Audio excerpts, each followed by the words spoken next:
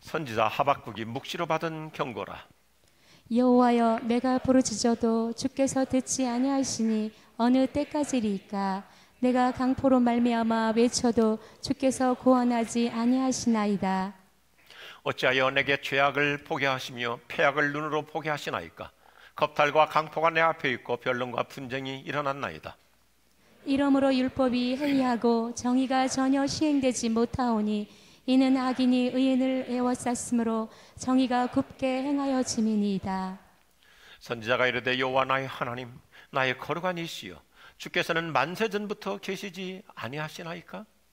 우리가 사망에 이르지 아니하리이다. 여호와여, 주께서 심판하게 하여 그들을 두셨나이다. 반석이시여, 주께서 경계하게 하여 그들을 세우셨나이다. 주께서는 눈이 정결하심으로 악을 참아보지 못하시며 패역을 참아보지 못하시거늘 어찌하여 거짓된 자들을 판관하시며 악인이 자기보다 의로운 사람을 삼키는데도 잠잠하시나이까? 주께서 어찌하여 사람을 바다의 고기 같게 하시며 다스리는 자 없는 벌레 같게 하시나이까? 그가 낚시로 모두 낚으며 그물로 잡으며 투망으로 모으고 그리고는 기뻐하고 즐거워하여 그물에 제사하며 투명 앞에 분향하오니 이는 그것을 힘입어 소득이 풍부하고 먹을 것이 풍성하게 됨이니이다. 그가 그물을 떨고는 계속하여 여러 나라를 무자비하게 멸망시키는 것이 옳으니까. 같이 할까요? 하나님을 품고 살아갑시다.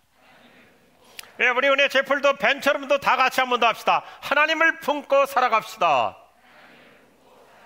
1972년생으로 고려대학교 의과대학 91학번 내과 전문의 안수연이라고 하는 분이 있었습니다.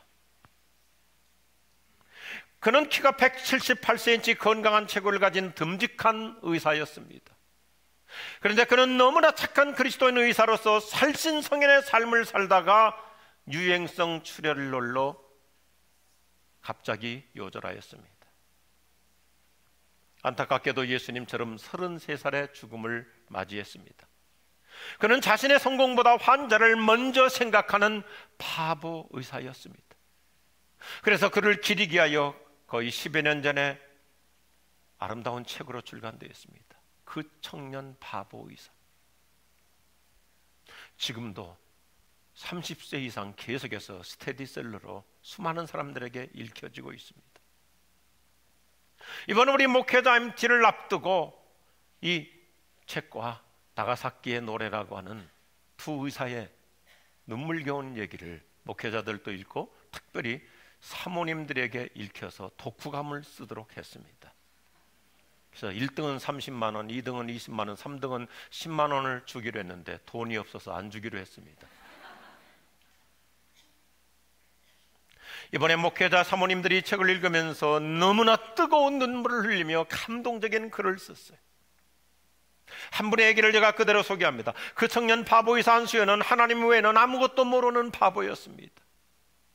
그는 의료 파업시설 불이익을 감수하며 환자를 사랑으로 지켰습니다. 그래서 그는 의사세계에서 유례없는 바보였습니다. 그는 한없이 순진하고 착하기만 한 바보의사였습니다. 하나님은 이 바보의사를 통해 놀라운 일을 이루셨죠. 수많은 사람들에게 예수님의 모습을 생생하게 보여주는 위대한 삶을 살았습니다. 애석하게도 그는 33살 청년으로 세상을 떠나서 어쩌면 여기까지가 그의 사명이었던 것 같습니다. 저는 이렇게 한마디로 압축하고 싶어요. 너무나 착한 성품 때문에 일찍 죽었어요. 인생은 미묘한 수수께끼로 가득 차 있어요. 일반적으로 착한 사람들일수록 고생이 많습니다.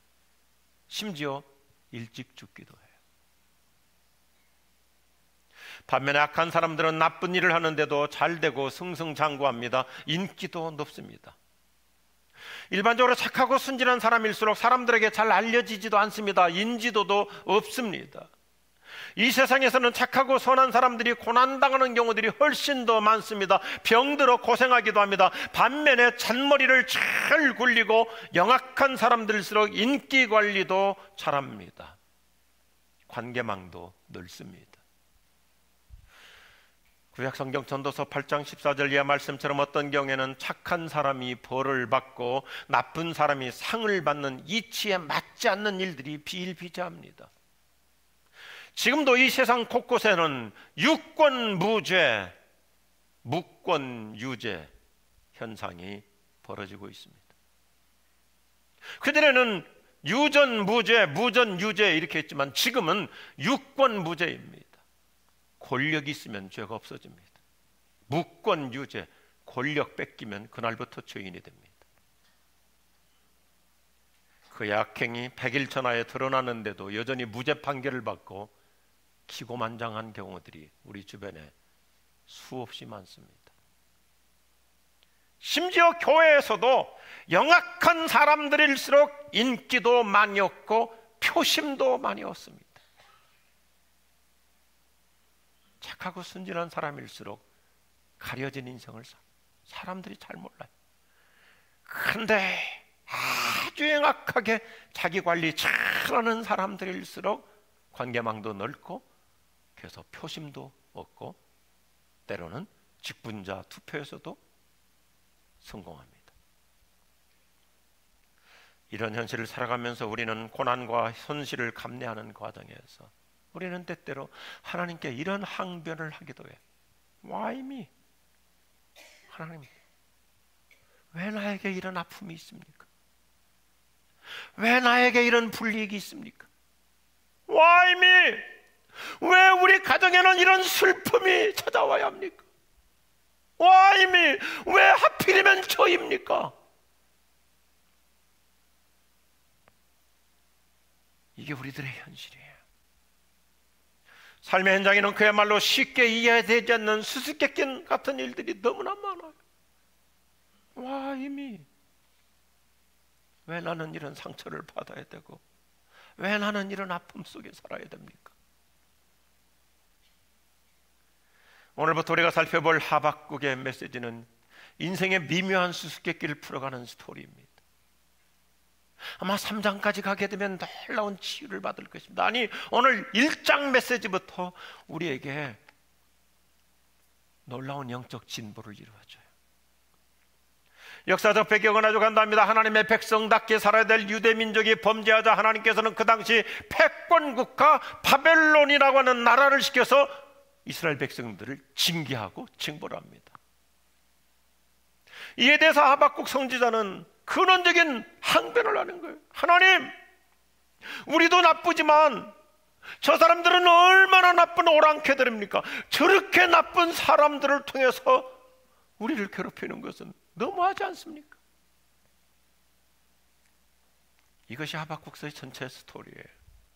하나님과의 Q&A, 질의응답 내용입니다. 하박국은 볼멘 소리로 하나님을 향하여 질문하면서 비록 당돌하지만 하나님 앞에 이렇게 항변해 보는 거예요. 하나님, 얼마나 더 외쳐 저를 도와주십니까? 하나님, 그렇게 도와달라고 부르셨는데도 언제까지 들어주지 않으십니까? 우리가 그처럼 애절하게 외쳐도 왜 구해주지 않으십니까? 우리가 간절히 기도하는데도 왜 하나님은 묵묵부답하십니까? 하나님은 진짜 우리 안타까운 현실에 대해서 왜 그렇게 관심이 없으세요? 하나님 왜 잠잠하기만 하시는 거예요? 이게 우리들의 현실이잖아요. 하나님, 내가 작정 기도를 몇 번이나 했는데 나 새벽 기도도 안 빠지고 내가 이렇게 부르짖는데 왜 하나님은 아직도 아무런 응답을 안 주십니까? 왜 이렇게 침묵만 하고 계십니까?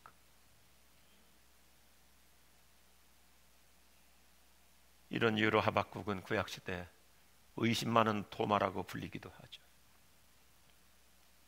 하박국의 질문은 단 두 마디로 압축할 수 있어요. 첫째, 하나님, 도대체 어떻게 하실 거예요? 하나님, 내 인생에 대해서 하나님 도대체 어떻게 하실 거예요? 둘째, 하나님, 언제까지 우리가 기다려야 됩니까? 교회 나오면 설교 때마다 성경을 통해서 또 설교자는 목회자는 좀 더 기다리라 이렇게 쉽게 설교하지만 하나님, 진짜 얼마나 더 기다려야 됩니까? 얼마나 더 견뎌야 됩니까? 하박국서는 분량이 3장밖에 되지 않아요. 내용은 짧지만 메시지는 신학적으로 굉장히 깊이가 있어요. 그래서 사도 바울이라는 분이 그분의 생애 첫 작품, 맨 첫 번째 성경 갈라디아서를 쓸 때 하박국서를 인용합니다. 그리고 성경 중에 성경이라고 할 수 있는 로마서를 쓰는데 로마서의 모든 텍스트가 하박국서입니다. 신약 성경에는 이 하박국 말씀을 3번이나 인용해야 5절 오직 의인은 믿음으로 산다.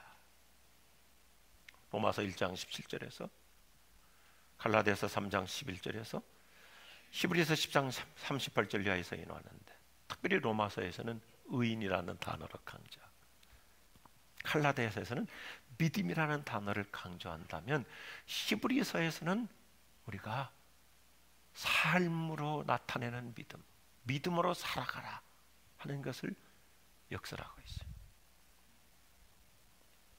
현실적인 상황이나 주변 사람들 때문에 퇴보하지 말고 하나님, 저 사람은 저렇게 믿음으로 살지 않아도, 저 사람은 저렇게 신앙으로 살지 않아도, 저 사람은 저렇게 양심적으로 살지 않아도 어떻게 저렇게 모든 것이 잘 되고 척척 풀리고 애들도 다 형통하고 나는 왜 이렇게 하는 일들마다 꼬입니까?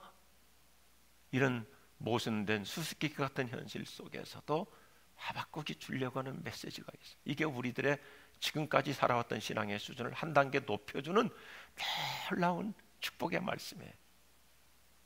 오직 믿음으로 살라는 거예요. 그냥 믿음으로 살아가라. 하나님이 하시는 일에 관해서 이해가 안 가더라도 믿음으로 끌어안고 살아가라는 것입니다. 이 하박국이라는 이름 자체가 이색적이에요. 이 하박국,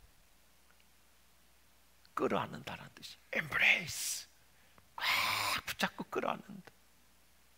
오늘 하박국의 메시지가 우리들에게 참 좋은 축복의 말씀인데 이해가 안 가도 납득이 안 가도 그분을 끌어안고 살아가라. 하나님을 끌어안고 살아가라. 하나님이 하시는 이런 인간의 이해 차원을 뛰어넘기 때문에 그냥 일단은 믿음으로 끌어안아 보라는 것입니다. 참 멋있는 메시지예요.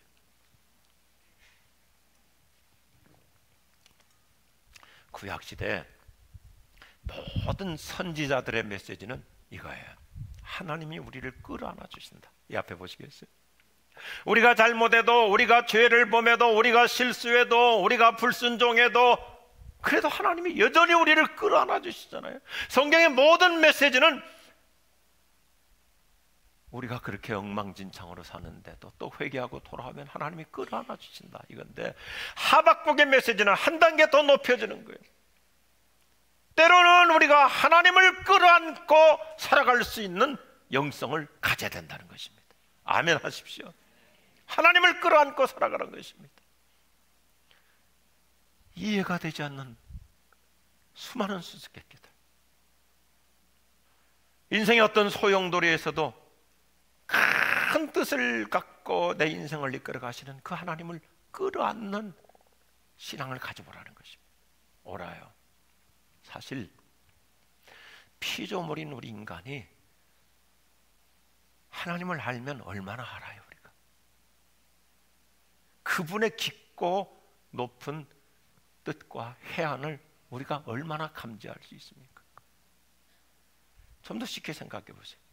인간적으로도요, 회사의 평사원이 그 기업의 대표자를, 그 사장님의 의중을 얼마나 합니까?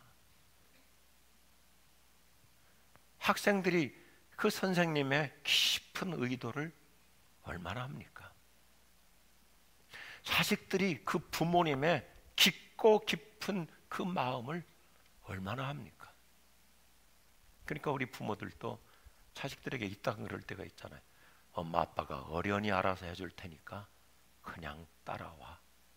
오늘 이 말씀에 우리가 얼른 볼 때는 하나님 도대체 왜 저렇게 기고만장한 사람들은 놔두시고 내가 조금 잘못한 거 가지고 하나님 왜 이렇게 징계하십니까 하면서 항변할 수 있는데, 하나님, 그 하나님을 끌어안고 살아보라는 것입니다. 아멘 하십시다. 그 말씀이에요. 하박국서는 구약시대의 예언서인데 독특해요. 모든 선지자들의 예언서는 앞으로 유대인들이 이스라엘 백성이 어떻게 될 것인가, 인류의 역사는 어떻게 될 것인가, 인류의 모든 미래 문제를 다루고 있잖아요. 예언의 메시지예요. 그런데 하박국서는 분명히 예언서인데 예언의 내용은 한마디도 없습니다. 예언의 내용은 없어요. 그 대신 우리가 하나님이 하시는 일을 충분히 이해하지 못해도 오직 그분만 믿고 그분을 신뢰하는 그 믿음으로 하나님을 끌어안고 사는 영적 성숙을 이루어보라. 할렐루야.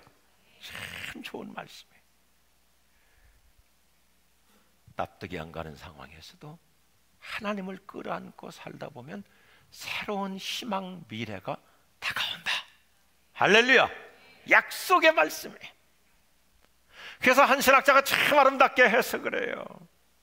참된 믿음은 하나님의 신비를 통하여 인생의 수수께끼를 풀어가는 거예요. 진정한 믿음은 이해로 살아가는 것이 아닙니다. 납득으로 살아가는 것이 아닙니다. 하나님의 신비로운 역사를 통해서 어느 날 지나고 보니까 그 미묘한 수수께끼가 풀리는 우리들의 삶의 스토리가 될 줄로 믿습니다.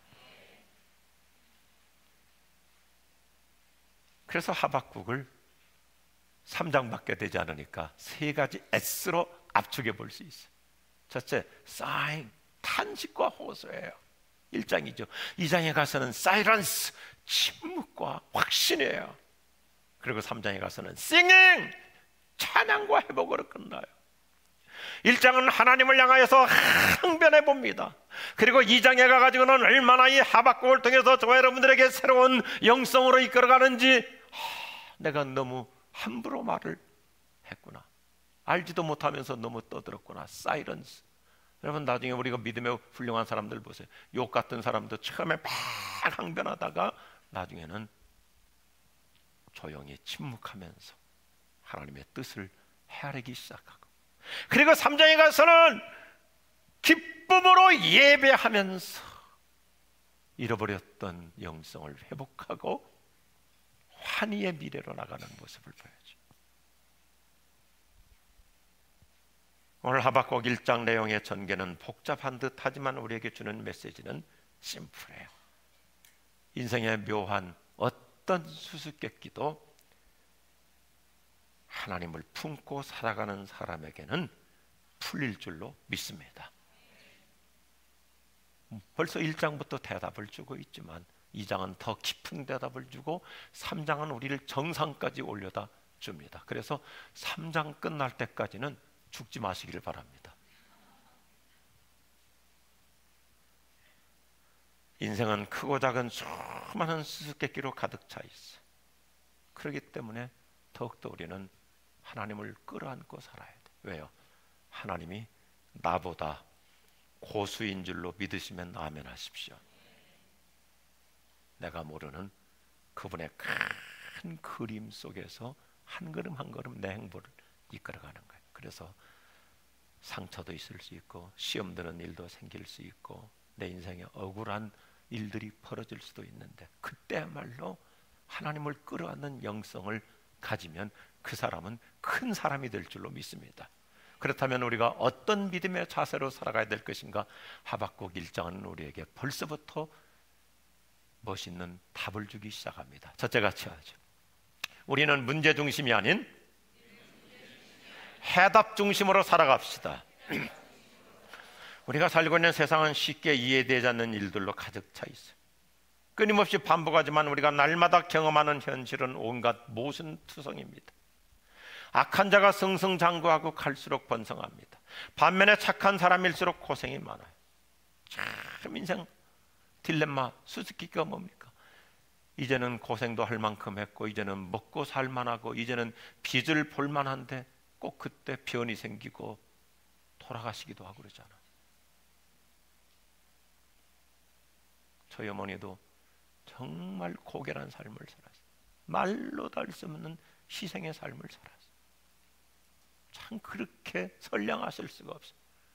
그런데 이제는 자식들도 키우고 여러 가지로 안정되니까 쉬운 6에 하루 저녁에 그냥 심장마비로 돌아가시더라고요. 쉽게 이해가 되지 않는 일들이 많아요.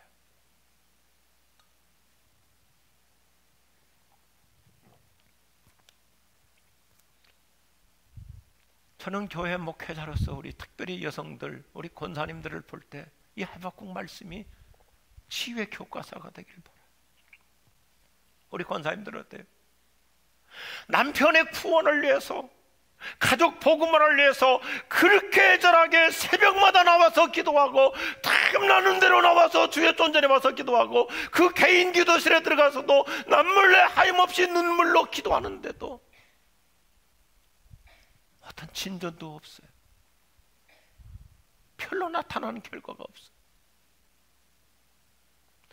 부모님들이 신앙적으로 훌륭하고 흠잡을 데 없는데도 자식들이 풀리지 않는 경우들이 비일비재합니다.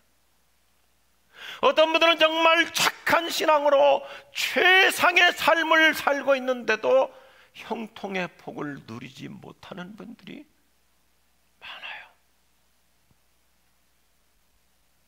이런 불가사의한 상황에서 하박국은 우리에게 좋은 그림을 그려줘. 다 이해가 되지 않는 현실이니 그럴수록 하나님을 끌어안고 살아보라. 오늘 그 영성의 수위로 올라설 수 있기를 바랍니다. 우리는 모순된 삶의 현실에서 회의에 빠지지 말고, 위축되지 말고, 모든 의문을 하나님께 호소해야 돼. 그야말로 프로블럼 오리엔티드, 문제 중심으로 살지 말고 솔루션, 해답 중심으로 살아보라는 것입니다. 문제는 해답이 있기 마련입니다. 학교에서 선생님이 칠판에다가 학생들한테 문제를 내는 것은 답이 있기 때문에 문제를 주는 거예요. 우리 눈에는 답답하게 보여도 하나님께는 반드시 좋은 해법이 있음을 믿습니다. 어떤 악조건에서도 믿음으로 풀어가려고 하는 자를 위해서 하나님은요 제3의 대답을 갖고 계시더라고요. 제 나름대로 터득한 원리예요. 제가 만든 표현인데요, 틀리지 않을 거예요. 내 생각을 뛰어넘는 하나님의 제3의 대답이 내 인생의 미래를 기다리고 있음을 믿으시면 아멘 하십시오. 제3의 대답이 있어요. 희망 이론을 연구하는 심리학자들은 문제가 아닌 답에 집중하면 희망이 보이기 시작한다고 얘기하죠. 그래요. 자꾸 문제 중심으로 집중하게 되면 문제 속으로 빠져들어가요. 해답 중심으로 사는 사람에게는 서서히 답이 보이기 시작하는 거예요. 우리 주변에 훌륭한 분들일수록 다 문제를 극복한 해결 중심의 사람들이에요. 한번 보세요. 큰 사람일수록 큰 문제를 극복한 사람이에요. 큰 사람일수록 큰 산을 넘은 사람들이에요. 옆에 분에게 인사하십시다. 나요. 나요. 비웃는 것은 절대 건강에 안 좋아요. 가만 보면 누구든지 그렇잖아요. 큰 문제를 극복했기 때문에 큰 사람이 되는 거예요. 작은 문제도 극복하지 못하니까 초라한 사람이 되는 거고요.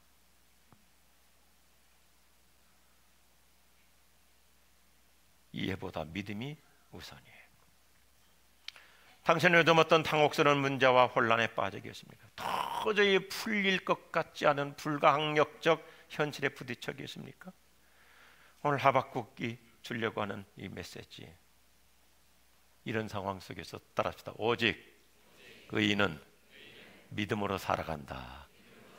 의인은 믿음으로 저렇게 건너뛸 수 있는 거예요. 넘어설 수 있는 거예요.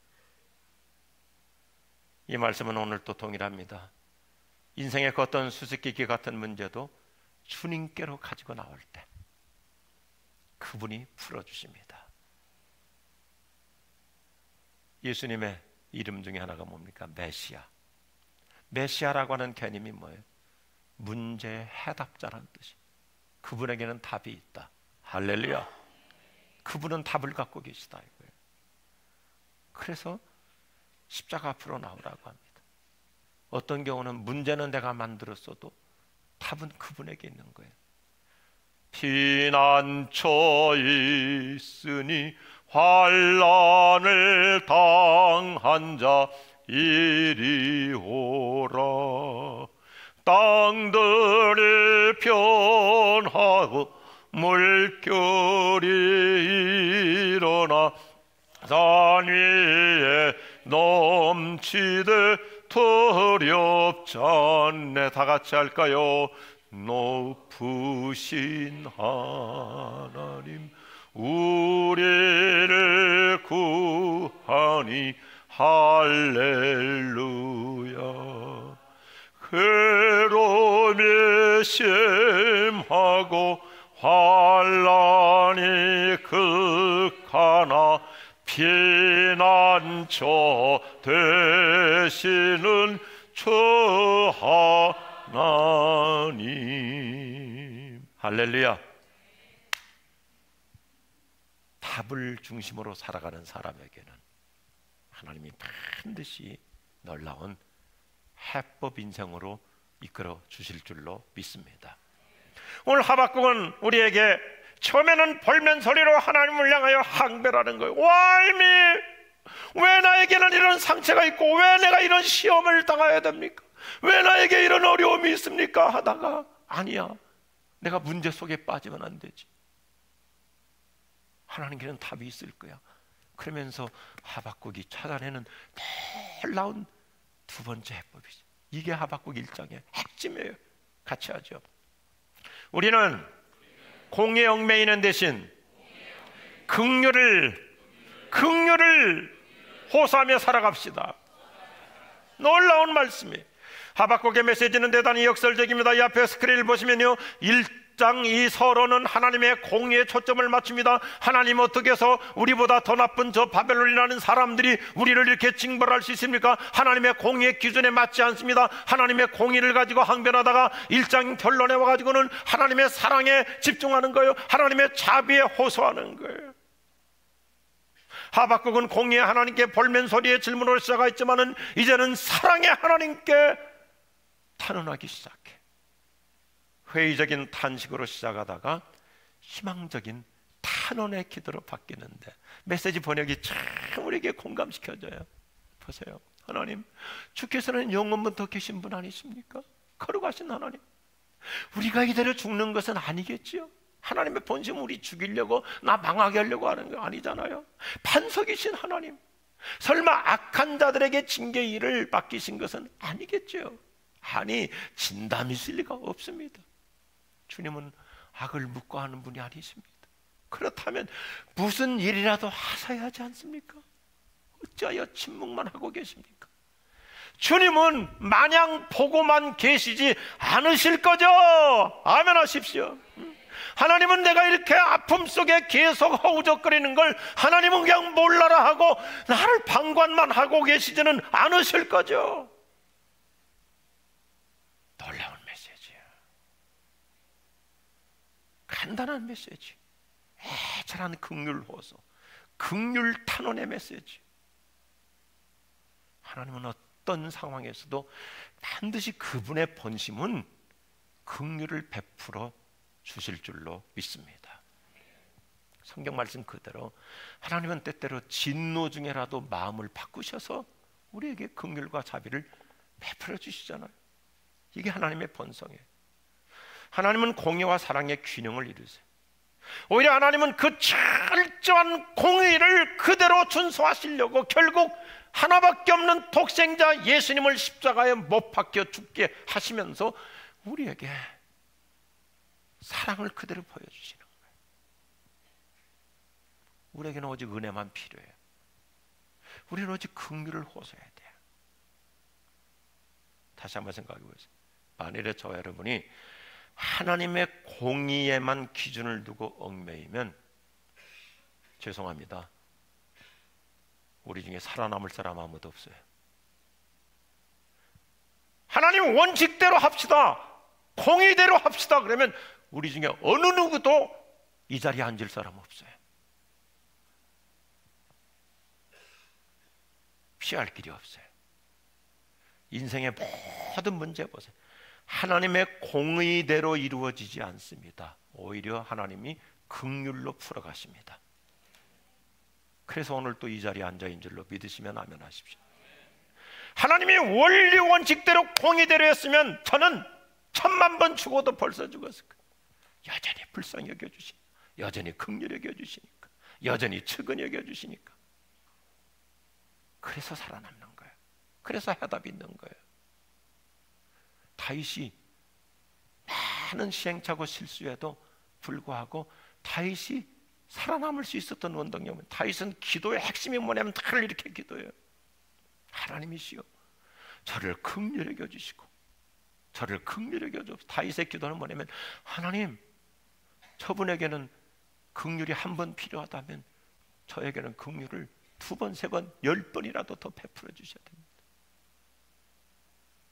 조영기 목사님에게는 긍휼이 한 번만 필요하다면 조봉이한테는 긍휼이 10번, 100번이 필요합니다.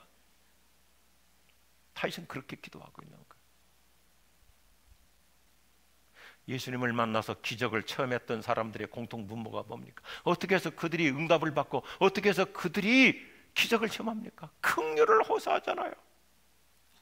예수님 긍휼히 여겨주옵소서. 내 아들을 긍휼히 여겨주옵소서. 병들어 있는 내 딸을 긍휼히 여겨주옵소서. 지금 고통 가운데 있는 저를 긍휼히 여겨주옵소서. 이 말씀이에요. 하박국은 참 멋있어. 처음에는 공의를 기준으로 하다가 긍휼로 주제가 바뀌는 거예요. 우리가 잘 말씀을 적용해야 돼요. 특별히 기도 많이 하시는 우리 영성 있는 권사님들 중에 이렇게 기도하면 안 돼요. 하나님 내 남편 어서 속히 회개시켜 주셔서 교회 나오게 없어서. 그게 아니에요. 하나님 아직도 예수님을 모르는 내 남편을 긍휼히 여겨주십시오. 불쌍히 여겨주십시오. 아멘 하실까요? 어느 부모가 자식을 향해서 하나님 저놈 그냥 한 번 다리 몽댕이가 부러져가지고 그래갖고 회개하고 교회 나오게 없어서, 그런 부모가 어디 있어요? 하나님 제 딸 제 아들 불쌍히 여겨주십시오. 긍휼히 여겨주십시오. 그게 우리 부모의 마음이잖아요. 오늘 하박국 1장의 메시지.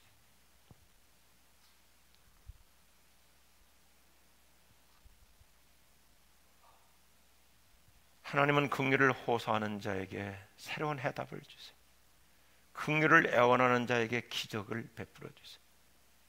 늘 얘기하지만 어떤 때는 내가 모자라서 문제는 내가 만들었는데 해답은 하나님의 긍휼로 이루어집니다. 믿으시면 아멘 하십시오. 그래서 동방교회에서는 역사 이래로 가장 훌륭한 기도를 평생 반복하는 거예요. 우리 교회에서도 수없이 얘기했지만 여전히 우리 평생 해야 돼. Jesus prayer, 예수 기도예요. 따라합시다. 하나님의 아들 주 예수 그리스도시여 저를 긍휼히 여기소서. 이걸 틈틈이 기도하는 거예요. Jesus prayer, 주님 저를 have mercy on me, 긍휼히 여겨 주옵소서. 주여 우리를 긍휼히 여기소서같이요. 주여 우리 불쌍히 여기소. 주여 우리를 측은히 여기소서.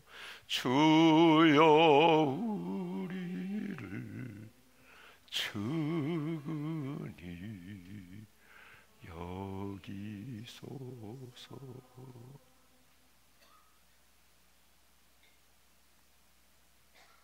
공의의 얽매이는 대신 하나님의 긍휼을 붙잡는 자에게는 희망이 있는 줄로 믿습니다. 그래서 라틴어 속담에 이런 아름다운 문장이 있어요. 아모르 파티, 아모르 파티, 운명을 사랑하라. 이것은 체념적인 숙명론이나 비관적 운명론을 말하는 것이 아닙니다. 하나님의 큰 뜻과 하나님의 큰 그림 속에서 내 인생이 진행될 것이니 그 하나님을 끌어안고 살라고 하는 메시지예요. 그래서 다음 주 이어지는데요. 이런 큰 그림 속에서 하박국서의 요절은 한 번 더 할까요? 나만 믿어라. 부모가 자식에게 하는 말씀처럼 하나님 우리에게 지금 너 이해가 안 가지, 너 억울하지, 너 답답하지, 나만 믿어. 나만 믿어. 내가 다 이끌어 갈 거니까 나만 믿어. 그래서 오늘 1장의 메시지는 같이 하겠습니다. 하나님을 품고 살아갑시다. 우리 은혜 제풀도 한 번 더 합시다. 벤처럼도 같이 합시다. 하나님을 품고 살아갑시다. 할렐루야. 기도하십시다.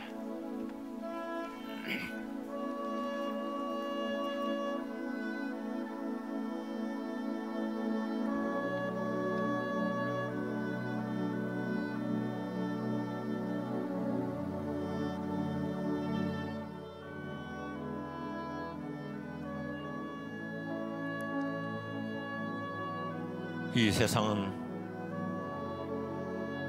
교과서적으로 기승전결로 다 되는 것이 아닙니다. 이해가 되지 않는 일들이 얼마나 많습니까? 수수께끼 같은 일들이 얼마나 많아요. Why me? 왜 나에게는 이런 우여곡절이 있어야 됩니까? 그럴수록 우리는 위축될 수 있는데 오늘 성경은 우리에게 놀라운 그림을 그려주고 있어. 문제 속에 빠지지 말고 해답이 있음을 바라보라. 하나님의 공의에 얽매이지 말고 그분의 긍휼을 호소해 보라. 오늘 우리를 치유해 주실 줄로 믿습니다. 아멘. 우리를 회복해 주실 줄로 믿습니다. 목마른 나의 영혼 주를 부르리. 나의 맘 만져 주시옵소서. 나의 맘 만져 주소서. 주님만을 원합니다. 더 원합니다. 나의 맘 만져 주소서. 우리는 연약한 인간이라 따라 하나님 앞에 볼멘 소리로 항변하는 것, 하나님 그걸 질타하지 않으세요. 오히려 나의 마음을 만져주십니다. 그래서 이해가 안 가도 수용하기가 쉽지 않아도 그래도 하나님을 가슴에 품고 살아갈 때 주님은 우리의 마음을 어루만져 주시고 새로운 미래로 차근차근 인도해 주실 줄로 믿습니다. 오늘 그 힘 주시옵시고 그래서 하나님을 가슴에 품고 살아감으로 세상을 초연할 수 있는 영성으로 우리를 인도해 주시옵소서. 예수님 이름으로 기도드립니다. 아멘. 우리 다 일어나셔서 함께 찬양합니다. 주께 가까이 날 이끄소서. 간절히 주님만을 원합니다. 채워주소서. 주의 사랑을 진정한 찬양 드릴 수 있도록 우리 손 들고 찬양할까요? 목마른 나의 영혼 주를 부르니 나의 마음 만져 주시. 나의 마음 만져 지쳐있는 마음, 주소서. 흔들리고 있는 마음, 주님만을 낙심한 마음, 원합니다. 주님만이 나를 위로해 주실 수 있습니다. 원합니다. 나의 마음 만져 주소서. 목마른 나의 영혼 주를 부르니 나의 마음 만져 주소서. 주님만을 원합니다. 더욱더 나의 마음 만져 주소서. 나의 마음 만져 주소서. 나의 마음 만져 주소서. 나의 마음 만져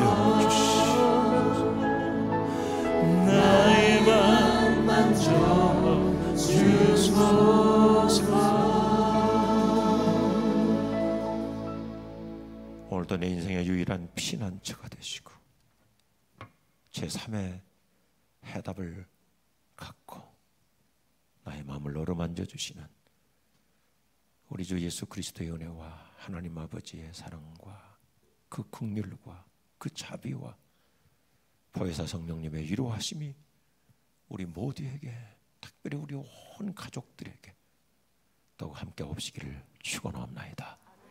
아멘.